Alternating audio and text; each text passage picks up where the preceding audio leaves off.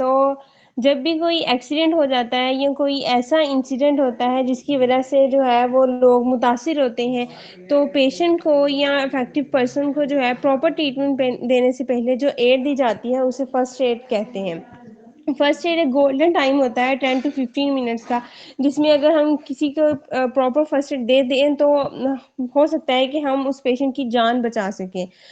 तो first aid के जो ऑब्जेक्टिव्स हैं यानी इसके मकासद हैं वो है minimize the casualties, to save the life यानी ज़िंदगी को बचाना, and to promote the health in society. First aid के जो बाकायदा रूल्स हैं उसमें आ जाता है कि डेंजर रिस्पॉन्स, एयरवे क्लीनिंग और ब्रीदिंग, सर्कुलेशन, डिफॉर्मिटी यानी कोई हड्डी वगैरह तो नहीं टूटी, एक्सपोजर यानी फ्रैक्चर वगैरह तो नहीं हो गया। तो इसके लिए पाकिस्तान के अंदर ऑर्गेनाइजेशंस हैं जैसे रेस्क्यू 1122। इसके अलावा अंजुमन हलाल अहमद यानी रेड क्रिसेंट जो है वो भी एक्टिव होती है। और आजकल जो है वो चीपा, ये सब लोग जो है वो इन जो है फर्स्ट एड देने के लिए ये मौजूद होते हैं या फिर रेस्क्यू करने में हेल्प करते हैं। तो सबसे पहले जब भी कोई एक्सीडेंट वगैरह हो जाए तो जो इफेक्टिव पर्सन होता है उसको उस जगह से दूर ले जाया जाए, तो ये बहुत ज़्यादा फायदेमंद होता है। या तो डेंजर को रिमूव कर दिया जाए या फिर go away from the danger. तो मरीज की जो कंडीशन है उसको देख कर फर्स्ट एड दी जाती है और इस दौरान जो है वो एम्बुलेंस वगैरह को जो है कॉल कर ली जाती है।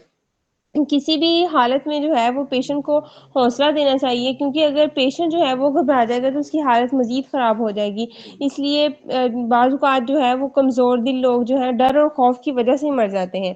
अगर मुतासर शख्स जो है वो ज़ख्मी हो जाए तो अगर उनमें से खून बह रहा हो उसके ज़ख्मों में से, तो सबसे पहले खून को बंद करने की कोशिश करें। खून के जो है वो बहने से रोकते हैं तो इसके लिए पट्टी वगैरह बांध दें।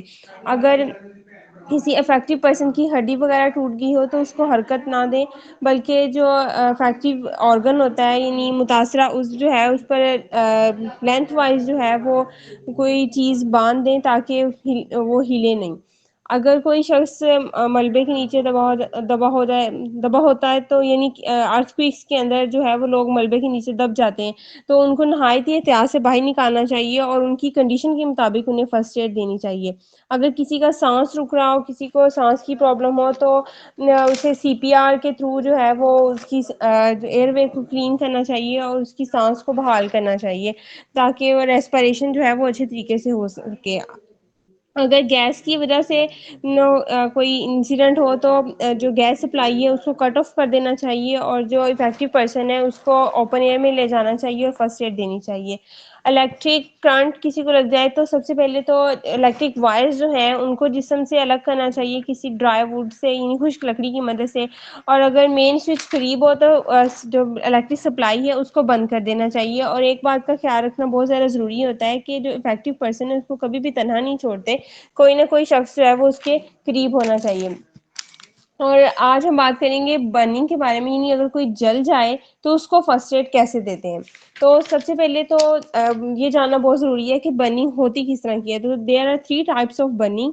बर्निंग की 3 इकसाम है। फर्स्ट वन जो है उसके अंदर स्किन रेड हो जाती है, थोड़ा सा दर्द होता है और हल्की सी इन्फ्लेमेशन भी हो जाती है और कोई छाले वगैरह स्किन पे नहीं बनते यानी ब्लिस्टर्स फॉर्मेशन नहीं होती। और ये जो है वो खुद ब खुद 3 to 6 डेज के अंदर जो है वो अपर स्किन रिमूव्ड हो जाती है और उसके जो न्यू स्किन है वो हील होना शुरू हो जाती है, क्योंकि जो अपर स्किन होती है उसके अंदर जो है वो मल्टीपल टाइप ऑफ टिश्यूज होते हैं जो कि रीडेवलप हो जाते हैं।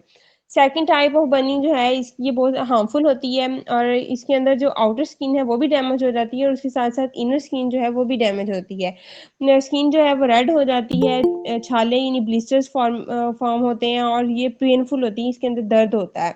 तो ये अकॉर्डिंग टू बर्निंग सेंसेशन इसको हील किया जाता है। थर्ड जो है ये बहुत ज़्यादा डेंजरस होती है, इसके अंदर स्किन की तमाम लेयर्स जो हैं वो डैमेज हो जाती हैं, स्किन के तमाम टिश्यूज, लिगामेंट्स, टेंडन्स, इवन के जो ऑर्गन्स हैं उनको भी नुकसान पहुंचता है। तो इस टाइप की जो बर्निंग है वो उसके अंदर पेन नहीं होती और स्किन जो है वो ब्लैक हो जाती है या फिर ड्राई वाइट हो जाती है। तो ऐसी स्किन की हीलिंग के लिए ग्राफ्टिंग की जाती है, यानी वो स्किन जो हेल्दी है वहाँ से स्किन लेकर जो है वो बर्निंग वाली स्किन पर लगा दी जाती है। तो इससे जो है वो इसे ग्राफ्टिंग कहते हैं और इसकी मदद से जो है वो हीलिंग हो सकती है। अब हम बात करते हैं बर्निंग की रीजंस की कि इसकी वजूहात क्या हैं। तो drain cleaner, bleach, wash, batteries, electricity वगैरह जो है वो इसकी वजह होती हैं। इसके अलावा आसमानी बिजली जो है वो भी इसकी वजह है। आसमानी बिजली की वजह से भी बर्निंग हो सकती है। इलेक्ट्रिक वायर्स, बिजली की तारें जो हैं उनकी वजह से बर्निंग हो सकती है। फिर जो अल्ट्रावायलेट रेज है उनकी मदद से और ये रेडिएशंस के थ्रू जो हम ट्रीटमेंट करते हैं, जैसे कि कैंसर पेशेंट्स हैं वो में भी उनकी स्किन जो है वो सेंसिटिव होने की वजह से उनके अंदर भी बर्निंग हो सकती है। एक्सरेज वगैरह या बहुत ज़्यादा हॉट टेम्परेचर जो है, गर्म दर्जा हरारत, उसकी वजह से बर्निंग हो सकती है। भाप यानी जो है वो वेपर्स वगैरह, हॉट वाटर, उसके बाद हॉट टी, गर्म चाय के मतलब जो अगर हाथ वगैरह पे गिर जाए तो इसकी वजह से बर्निंग हो सकती है। कुकिंग ऑयल्स वगैरह यानी किचन में खाना पकाते हुए अक्सर फीमेल्स के साथ जो है वो ये सिचुएशन पेश आ सकती है कि मतलब उनके हाथ पर तेल वगैरह गिर जाए तो उसकी वजह से बर्निंग हो जाती है, फिर छाले वगैरह बन जाते हैं। एक्सट्रीम कोल्ड टेम्परेचर यानी अगर बहुत ज़्यादा सर्द दर्जा हरारत हो जाए तो उसे कोल्ड बर्न कहते हैं। और फ्रोस्ट बाइट, तो इसकी वजह से भी बर्निंग हो सकती है। यानी अगर बहुत ज़्यादा कोल्ड टेम्परेचर की वजह से बर्निंग हो तो उसे कोल्ड बर्न और या फ्रोस्ट बाइट कहते हैं। जैसे कि cold air, ice, dry ice और या फिर लिक्विड नाइट्रोजन, इसकी मदद से भी बर्निंग हो सकती है। ट्रीटमेंट की बात करें तो सबसे पहले जो है वो बर्निंग प्लेस से दूर जाना चाहिए। उसके बाद जो है मॉडरेट कोल्ड वाटर या 3 to 5 मिनट्स के लिए उसकी जो है वो पट्टियाँ जो है वो जिस जगह पर जो जगह जल चुकी हो वहाँ पर रखनी चाहिए। लेकिन आइस यूज़ नहीं करनी चाहिए क्योंकि आइस की वजह से वो पहले ही गर्म होता है तो मे बी वो फ्रोस्ट बाइट यानी कोल्ड बर्न हो जाए, मजीद बर्निंग हो सकती है।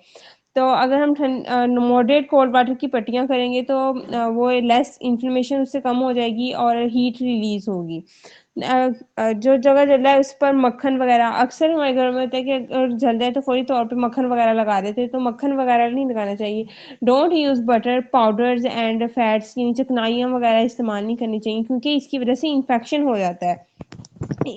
अगर तो थोड़ा सा जलाओ तो लूज बैंडेज कर दी देनी चाहिए, लेकिन प्रेशर अप्लाई नहीं करना चाहिए। इससे जो टिश्यूज जो है वो डैमेज हो जाते हैं और हीलिंग नहीं होती।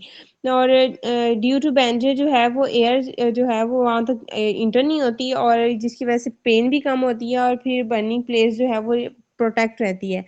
अगर थोड़ी बर्निंग हो तो उसे क्लीन कर लेना चाहिए और उस पर कोल्ड बैंडेजेस अप्लाई करनी चाहिए और 24 आवर्स तक जो है वो उसके ऊपर पट्टी बांधी रखनी चाहिए, लूज बैंडेज जो है।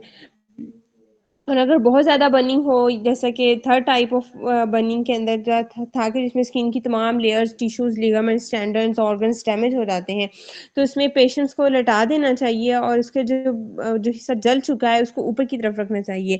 और अगर उसने कोई ज्वेलरी वगैरह, कपड़े वगैरह पहने, वो मे बी वो तो ज़्यादातर जो है वो जब जलते हैं तो कपड़े सबसे पहले ही जलते हैं, तो वो पहले ही जल चुके होते हैं तो उनको उतार लेना चाहिए। और अगर डिफ़िकल्टी हो तो उनको काट भी देना चाहिए ना।